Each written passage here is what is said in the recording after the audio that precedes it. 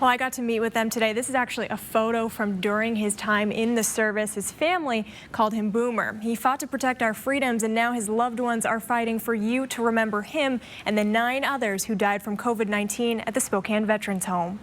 I dug these out of his box. Before you know it, a lifetime can pass you by.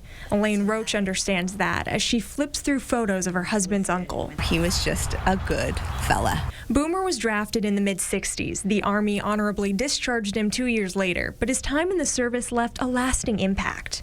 And the one thing he wanted when he did pass was to have military honors because he was a patriot. That meant a lot to him. Boomer's family didn't expect to be planning his service so soon. That's the trouble. You always think you have more time. COVID-19 reminds us all of that.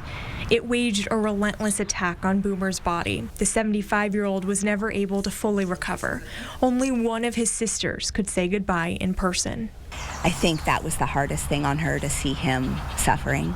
Boomer died 9 days ago. His family still doesn't know when they'll be able to say their final goodbyes. And this year, it's really heart-wrenching to think that the one thing Boomer wanted was military honors, and we're not going to be able to do that for months.